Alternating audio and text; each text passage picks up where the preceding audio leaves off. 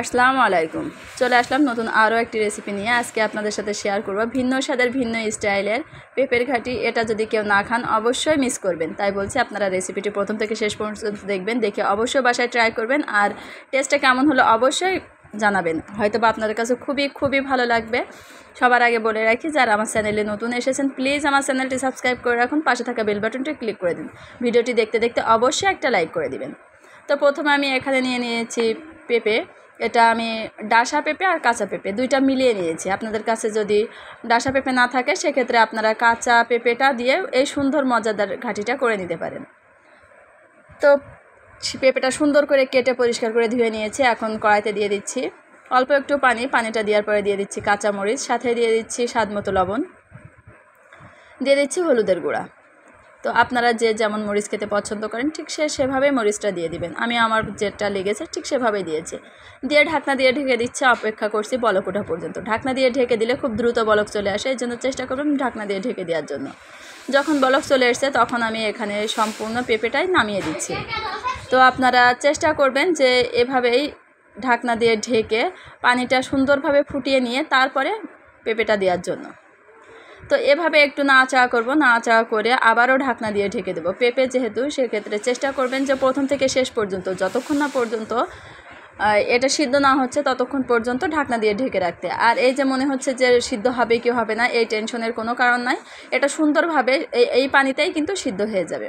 তো মাঝে মাঝে ঢাকনা খুলে অবশ্যই এভাবে নাড়াচাড়া করে দিতে হবে, তাহলে উপরে থেকে যে পেঁপেগুলো সেগুলো নিচে চলে যাবে, নিচের পেঁপেগুলো উপরে আসবে, সম্পূর্ণ পেঁপেটা সুন্দরভাবে সিদ্ধ হয়ে যাবে।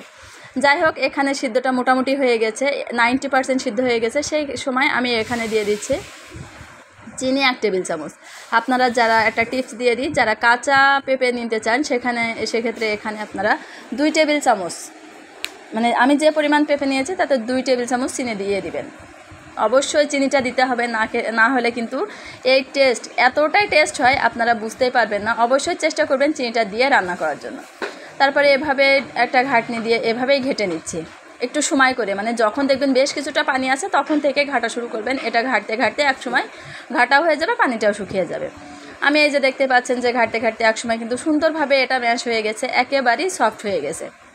তো কতটা সফট হয়েছে আপনারা দেখে বুঝতে পারছেন। আর একটু হাতে সময় নিয়ে এটা করার চেষ্টা করবেন। আর পানিটা একেবারে যখন শুকিয়ে যাবে তখন যেন কোনোভাবেই করতে যাবেন না, পানি থাকতে থাকতে আপনারা এটা ঘেটে নেওয়ার চেষ্টা করবেন। সেটা নামিয়ে নিয়েছি, এখন আমি এটা তেলে দিব। তার জন্য এখানে কড়াইটা বসিয়ে দিয়েছি। কড়াইটা যখন একটু গরম হয়ে গেছে সেখানে দিয়ে দিচ্ছি পরিমাণ মতো তেল।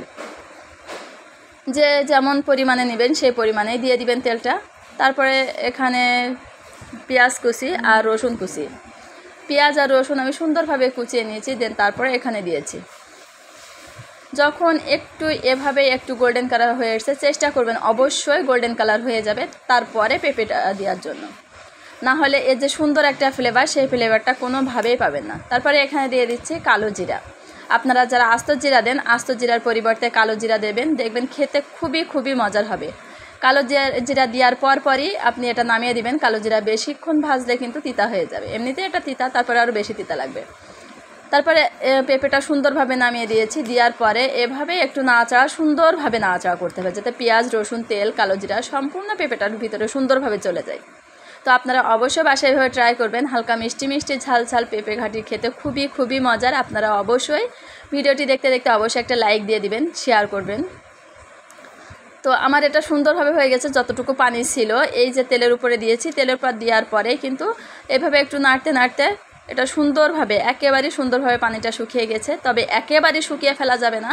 তারপরে আমি উপর দিয়ে আরেকটু কালো জিরা দিয়ে দিচ্ছি। আজ এই পর্যন্ত, সবাই ভালো থাকবেন, আল্লাহ হাফেজ।